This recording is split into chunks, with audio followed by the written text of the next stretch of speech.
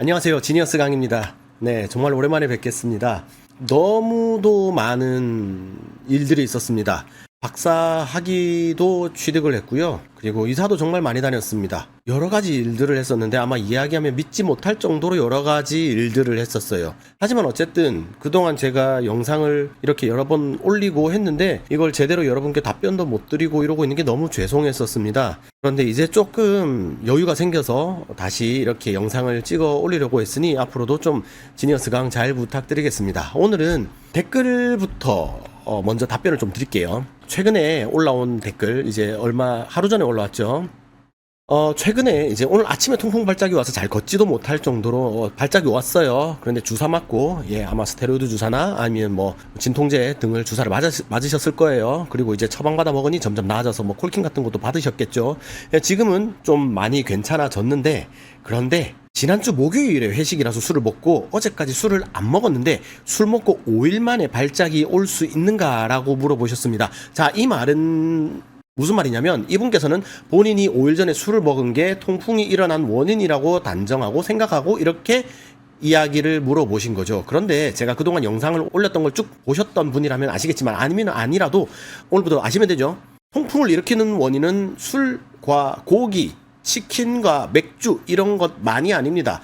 요산은 우리가 퓨린으로 만들어진다고 하죠. 퓨린이 많은 음식을 먹으면 통풍에 걸린다고 하잖아요. 그런데 그렇게 퓨린이 많은 음식을 먹었을 때 무조건 통풍에 걸리냐? 아니에요. 뭐 맥주 실컷 먹고 통닭 실컷 먹는 사람들도 통풍 안 걸리고 잘 사는 사람들은 정말 잘 살아요. 그럼 도대체 뭐냐?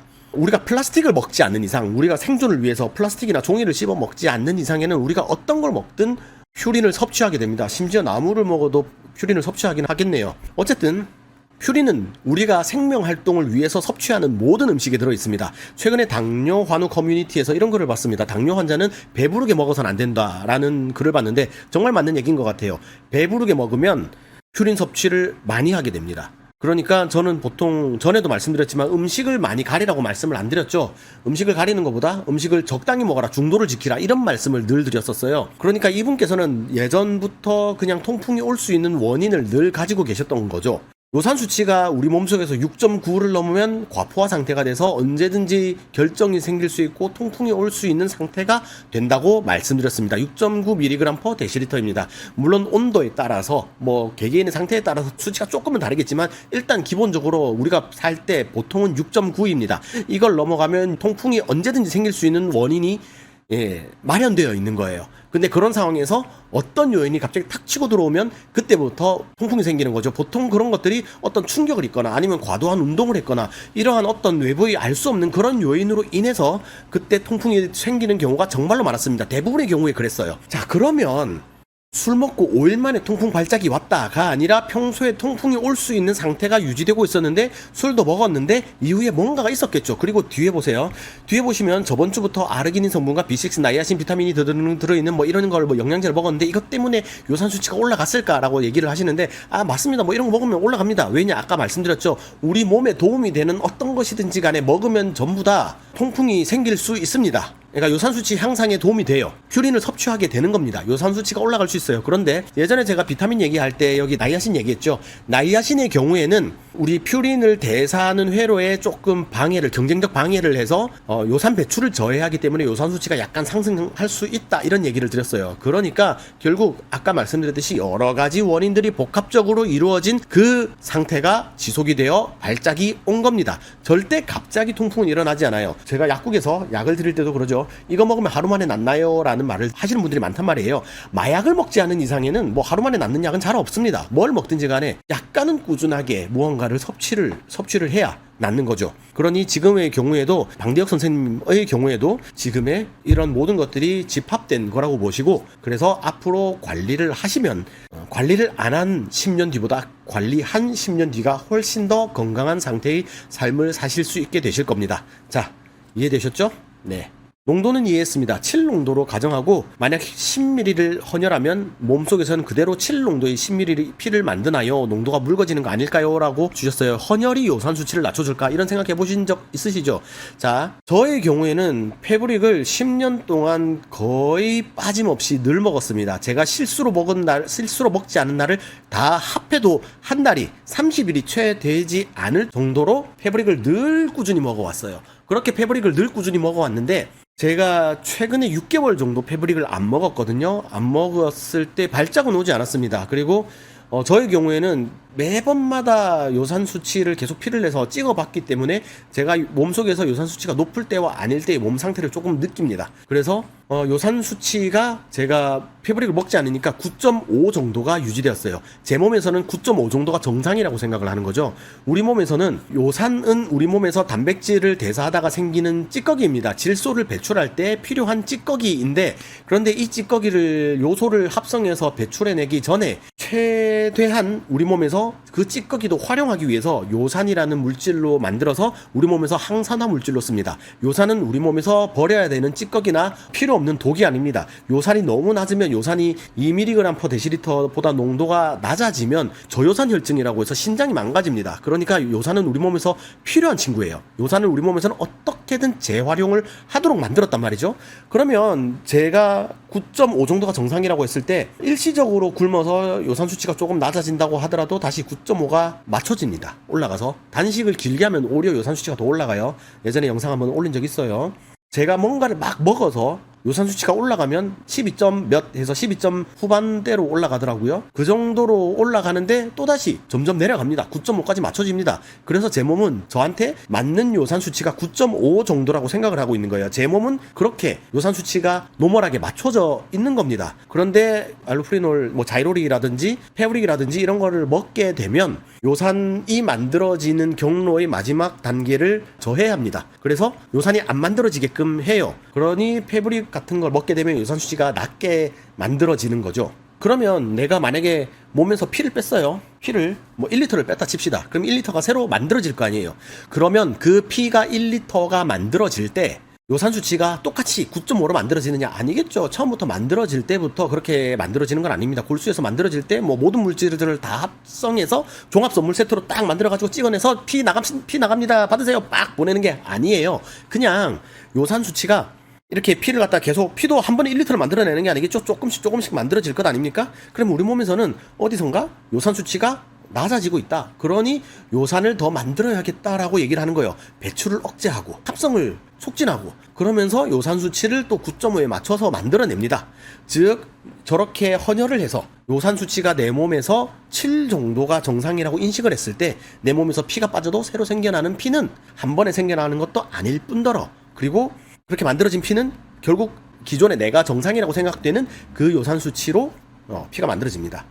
혈압약, 당뇨약, 여러분 한 번씩 혈압약은 한 번 먹으면 평생 먹어야 된다. 당뇨약은 평생 먹어야 된다. 고지혈증 약은 평생 먹어야 된다. 라는 얘기 때문에 여러분들 병원을 안 가고 계시나요? 통풍약도 먹으면 평생 먹어야 된다. 라는 얘기 때문에 병원을 안 가고 계시나요? 그러시면 안 됩니다. 평생 먹어야 된다라는 얘기는 이 약들이, 방금 말씀드린 약들이 통풍약 포함, 이 통풍약도 마찬가지죠. 모든 약들이 병을 낫게 해주는 약이 아니에요. 고혈압약은 고혈압 치료제가 아닙니다. 혈압을 일시적으로 낮춰줍니다. 약을 먹는 동안 혈압이 낮아져요. 그래서 혈압이 높아서 생길 수 있는 병들이 안 생깁니다. 당이 높아서 생길 수 있는 여러 가지 합병증들이 약을 먹는 동안에 당이 낮아져서 합병증이 안 생깁니다. 통풍 또한 요산 수치가 높아져서 생길 수 있는 여러 가지 증상들이 약을 먹는 동안 안 생깁니다. 그러면 이게 치료제가 되느냐? 치료제는 아닙니다. 치료제가 아니라 요산 수치가 낮아져 있으면, 아까 전에 6.9라고 했죠. 6.9보다 낮은 수치, 예를 들어서 4 정도로 유지가 되면, 제가 뭐라고 말씀드렸죠 예전에? 사탕을 강물에 넣으면 강에는 설탕이 안 들어있기 때문에 설탕 농도가 거의 제로죠. 그러니까 강물에 넣으면 설탕이 녹긴 녹아요. 추파춥스를 넣어두면 녹기는 녹습니다. 그런데 1초 만에 녹습니까? 아니죠. 1초 만에 녹는 게 아니라 녹는 걸 보려면 세워라 내워라 봐야 돼요. 그렇게 낮은 농도로 강물을 계속 흘려보내도 추파춥스가 다 녹는 데는 시간이 꽤 오래 걸립니다. 그런데 여러분의 발 속에, 여러분의 관절 속에 침착된 요산 결정이, 그 설탕 덩어리가 완전히 녹으려면 6.9보다 낮은 농도로, 4 정도로, 3 정도로, 3은 조금 낮다. 어쨌든 4 정도의 농도에서 계속 오랜 시간 유지가 되어야 그것들이 조금씩 녹는 거예요. 저는 그래서 이제 10년 정도 먹었으니까 패브릭을 끊어봤습니다. 패브릭을 끊었는데 일단 발작도 일어나지 않았고요. 저는 보통 주 4회 정도 음주를 하는 편이거든요. 예전처럼 폭음은 안 하지만 먹을 때 꽤 많이 먹는 편입니다. 술도 꽤 많이 먹고 고기도 많이 먹고 합니다. 그런데 별 문제 없어요. 요산 수치가 지금 패브릭을 안 먹고 있는 동안에도 음주와 뭐 식습관을 딱히 조절을 안 했지만 딱히 문제는 없었습니다. 그런데 뭐 발작은 안 왔지만 저도 좀 두렵죠. 요산 수치가 높게 되어 있다는 것은 언젠가 또 이것들은 결정을 만들어질 준비를 하고 있고, 어쩌면 지금 제가 당장 불편하진 않지만 작은 어떤 결정이 생겨 있을 수도 있어요. 그 10년 동안 조금씩 녹아서 없어졌을 수도 있겠지만 완전히 안 녹았을 수도 있고, 그리고 그렇게 조금 남아있는 그 결정 덩어리에서 지금 다시 높은 요산 수치가 생겨져 있으니까 다시 조금씩 내가 못 느끼는 동안에 조금씩 커져가고 있는 중일 수도 있단 말이죠. 그래서 이제 최근에 다시 패브릭을 먹기 시작했습니다. 언제까지 실험을 할 수 없으니까요. 자, 대충 이해되셨죠? 자, 오늘 이 댓글 2개로 되게 많은 이야기를 했어요. 제가 그리고 딱 하나 여러 가지 실험을 했는데, 뭐 예를 들어서 운동을 했을 때 요산 수치가 막 올라가는 것도 보여드렸고, 3일 이상 단식을 했을 때 요산 수치가 갑자기 올라가는 걸 또 보여드린 적도 있어요. 그런데 제가 딱 하나 못하고 있는 게 있습니다. 뭐가 있느냐? 살을 뺐을 때 나의 9.5 정도가 정상이라는 이 요산 수치가 낮아지느냐, 이거를 아직까지 테스트를 못 해봤습니다. 살을 못 빼겠어요. 한번 가정을 해봅시다. 여러분, 우리 몸속에는 세포가 전부 다 수명이 달라요. 뭐 신경세포들은 수명이 굉장히 길고요. 뭐 혈구들은 수명이 짧아요. 우리 몸에 있는 모든 세포가 대충 3개월 정도의 수명을 가진다고 해봅시다. 우리 몸에 있는 모든 세포가 3개월의 수명을 가진다고 쳐요. 그러면 내가 몸무게가 체중이 100kg라고 가정을 해봅시다. 그러면은 체중 100kg라면 3개월 뒤에 이 100kg는 다 달라져 있겠죠. 조금씩 내 세포는 다 달라져서 3개월 동안 이 100kg의 세포는 다른 세포로 바뀌어져 있을 겁니다. 그래서 내가 먹는 것이 나를 만들어낸다라는 얘기도 하는 거예요. 뭐 좋은 거 많이 먹어야겠죠. 좋은 거 안 먹고 싶은 사람이 있겠습니까만은. 네, 어쨌든 그렇게 3개월 동안 내 몸에 있는 모든 세포가 변했다면, 뭐 실제로는 뭐 혈액도 뭐 별개고 다 다르겠지만 어쨌든 간에 그냥 내 몸의 체중 100kg가 다른 세포로 다 변했다고 칩시다. 그러면 100kg가 3개월 동안 변했잖아요. 3개월 동안 100kg니까 한 달에 33kg씩 세포가 변했겠죠? 한 달에 30일에 33kg니까 하루에 1.1kg씩 내 몸의 세포가 바뀐 거예요. 그러면 이렇게 바뀐 세포는 어떻게 되느냐? 우리 몸에서는 놀랍게도 그걸 그냥 버리지 않고 분해된 세포들은 우리 몸에서 다시 재활용을 합니다. 왜냐? 아깝잖아요. 언제 어떤 상황이 어떻게 변할지 모르는 이 사회에서 우리는 아직까지 원시시대의 몸 거의 그대로란 말이죠. 그러면 우리 몸에서 어떤 식으로 식량이 갑자기 끊길지 모르는 이 상황에서 우리 몸에서 분해된 단백질들은 다시 최대한 활용을 해야 될 거 아니에요. 그러니까 하루에 1kg씩 고기를 먹는 겁니다. 체중 100kg인 사람이 3개월 만에 세포가 다 변한다면 하루에 1kg씩 고기를 먹는 거예요. 여러분이 하루에 1kg씩 고기 먹나요? 드시는 분도 있겠죠. 어쩌다 말고 매일마다 그렇게 1kg씩 먹는 사람은 잘 없는 거예요. 이거는 거기다가 추가로 내 몸에서 1kg를 만들어내는 거잖아요. 그러면 얼마나 많은 퓨린 섭취가 있겠어요. 그렇죠? 그러니까 체중 50kg인 사람은 반대로 3개월 동안 하루에 1kg가 아닌 500g의 고기를 섭취하는 것과 같은 효과가 되는 겁니다. 자, 기본적으로 체중이 높으면 내 몸에서 흡수되는 게 다르다라는 이야기를 하고 있는 거죠. 물론 또 체중이 높으면 그만큼 장기들의 효율이나 크기나 이런 것들이 다 다를 거예요.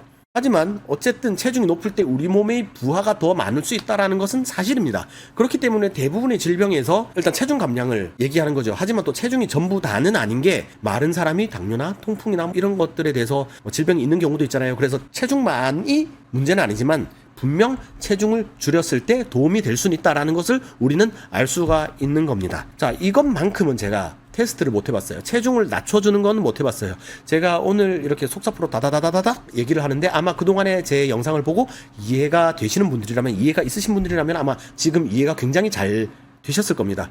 너무 빠른가요? 뭐 어쨌든 이 페이스로 좀 더 가보겠습니다. 자, 혹시 지금도 구입 가능한가요? 제가 통풍약을 하는 게 있는데, 만드는 게 있는데, 그런데 일단 판매는 하지 않습니다. 왜냐면 아직까지 이걸로 연구를 해야 되는 부분이 조금 더 남아있고, 그리고 저는 한약사입니다. 아시다시피 한약사이고, 한약사는 약을 뭐 이렇게 막 온라인에서 뭐 내가 어떤 약을 만들었는데, 한약을 만들었는데 여러분 사세요 뭐 이런 거 하면 불법입니다. 저는 그런 거 안 할 거예요. 장사치도 아니고 뭐 그런 거 안 해도 잘 먹고 잘 살아요. 괜찮아요. 이런 거 안 해요.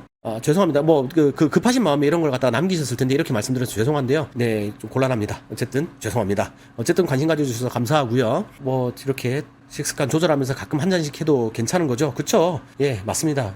이렇게 살아야죠. 통풍 걸렸다고 갑자기 뭐, 우리가 하던 거, 먹던 거 전부 다 안 먹고 다 관리하고 뭐, 스님처럼 살아야 된다.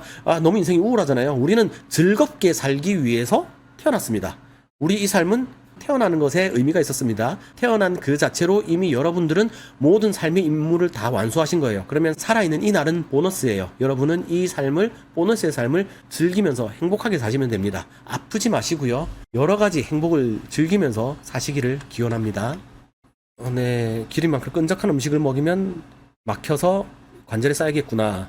다 결국 쌓이겠구나. 뭐 이런 걸 멀리해서 예, 그러면 이런 것도 뭐 이런 질병에도 자유로울 것이다. 예, 맞습니다. 좋은 음식 먹으면서 적당하게 먹으면서 행복하게 사시면 되겠습니다. 저렇게 관리 잘 하시면서 하시면 좋으실 것 같아요. 예, 응원해 주시고 감사해요. 예, 한 번씩 먹어야 인생이죠. 맞죠?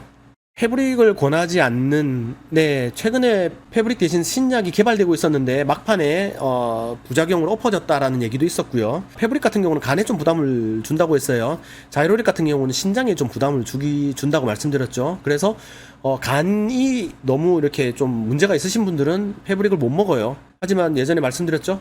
그 패브릭 같은 경우는 심혈관계 질환이 있을 수 있기 때문에 패브릭 먹고 두근두근하거나 뭔가 혈관이 이상한 것 같다. 전에 혈관이 막 뛰는 느낌이 있다라고 한번 연락이 오신 분이 있었는데, 예, 그런 분들은 일단 패브릭 먹지 말고 일단 병원 가보라고 얘기했어요. 아마도 패브릭 부작용일 수 있기 때문에 그런 경우는 반드시 병원 가서, 예, 의사의 진단 이후에 약을 바꾸시든 뭐 아니면 좀 기다려보시든 하셔야 되실 거예요. 그리고 벤즈브로바론 같은 경우도 우리나라에서는 처방이 되지 않고 있어요. 일본에서는 아마 처방이 되고 있는 걸로 알고 있는데 다른 나라에도 처방이 되고는 있는데, 벤즈브로바론은 요산을 직접 배출해주는 약입니다. 그건 우리나라에서는 처방이 없어요. 그런데 패브릭이 너무 편해요. 하루에 하나만 먹으면 되니까요. 자이로릭은 하루에 3번 먹어야 돼서 좀 솔직히 좀 불편하더라고요. 하루에 3번 약 꾸준히 꼬박꼬박 먹는 건 좀 어려운 일이잖아요.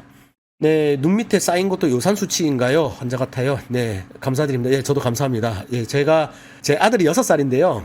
제 아들도 다크서클이 좀 있어요. 그리고 저희 아버지께서도 다크서클이 좀 심하십니다. 이거 유전적이고 어쩔 수 없는 것 같은데, 예, 뭐 응원해 주셔서 감사합니다. 칭찬으로 받아드리겠습니다. 막걸리는 퓨린이 어느 정도인가요? 막걸리는요, 제가 막걸리를 만들어서도 예전에 먹고 그랬는데, 막걸리는 기본적으로 막걸리뿐만 아니라 발효를 시킨 술들은 일단 기본적으로 좀 퓨린 함량이 높습니다. 그러니까 발효가 된 것들은요, 발효 과정 중에 이제 균을 이용하죠. 균들은 번식력이 굉장히 높아요. 그래서 균들이 쫙 올라갔다가 윗물을 갖다가 떠서 이제 청주를 만들잖아요. 이제 청주까지 도수가 보통 한계예요. 막걸리를 만드는 누룩의 경우에는 도수가 일정 도수 이상 올라가면 죽어버려요. 제가 지금 몇 도인지 정확하게는 기억이 안 나는데, 그것도 그 균마다 좀 다릅니다. 누룩균 중에서도 떠먹는 막걸리 만들어내는 걔네들은 좀 더 높은 도수에서도 생존을 할 수가 있어서 좀 높은 도수까지 만들어내고요. 어쨌든 그렇게 자기네들끼리 최대한 당을 이용해서 번식을 하다가 결국은 어느 정도 도수가 되면 이제 죽죠. 그리고 살다가 나머지 그 죽은 이제 누룩들의 균들의 찌꺼기들을 먹게 되면 퓨린의 함량이 굉장히 높은 겁니다. 그래서 저는 막걸리를 먹을 때도, 안 먹을 수는 없잖아요. 막걸리를 먹을 때도 가능하면 흔들지 않고 윗물을 먹습니다. 청주처럼 먹어요. 그러면 퓨린 함량이 그나마 좀 적습니다. 그리고 사실 저는 탁주보다는 그렇게 윗물을 먹는 걸 좋아하는데 청주를 좀 더 좋아하는 편이에요. 막걸리를 직접 담궜을 때 맨 위에 있는 술이 정말 좋거든요. 예, 그거는 진짜 직접 담궈야만 먹을 수 있는 술인데, 어쨌든 네, 막걸리는 퓨린이 그래서 좀 높은 편입니다. 그래도 막걸리가 좀 먹고 싶다. 예, 가능하면 흔들지 말고 좀, 예, 윗물 쪽으로 드시고요. 그런데 좀 아깝잖아요. 따르다 보면 아래쪽이 약간 탁하게 나와요. 아까우니까 먹죠. 저도. 예, 먹어도 괜찮아요. 자주 먹지 말고 많이 먹지 않으면 괜찮습니다. 한 번씩은 드셔도 괜찮습니다. 네. 자, 뭐 어쨌든 여러 가지 네, 얘기를 봤는데요. 진통소염제만 받았는데 다른 병을 가봐야 할까요? 일단 병원은 류마티스 내과가 통풍 전문의가 계십니다. 류마티스 내과를 검색하셔서, 예, 찾아가 보시면 좋을 것 같습니다. 제가 댓글도 여러 개, 뭐 4개월 전 댓글까지도 뭐 이렇게 왔는데요. 제가 물론 이제 그동안 여러분의 질문에 많이 응답을 못 해드려서 이렇게 쌓인 거기는 하지만요. 원래는 사실 오늘 준비했던 것은 이게 아닙니다. 원래는 이렇게 부착부염이라는 것들에 대해서 제가 준비를 좀 해왔거든요. 이게 통풍 환자들은 족저근막염인 줄 알았는데 족저근막염이 아니고 이런 부착부염인 경우들이 있습니다. 이걸 준비해 왔는데 오늘은 시간이 좀 길어진 것 같아서 일단은 여기서 마무리를 짓고요. 다음 시간에 제가 이 부착부위험에 대해서 한번 말씀을 드리도록 하겠습니다. 너무 오랜만에 뵈서 죄송하고요. 그래도 이렇게 제가 한번 열심히 텐션을 올려서 한번 여러분께 말씀드려봤습니다. 열심히 여러분께 영상 올려서 인사드리도록 하겠습니다. 기대가 되신다면 좋아요, 구독 부탁드리고요. 다음 시간에 뵙겠습니다. 감사합니다. 지니어스 강이었습니다.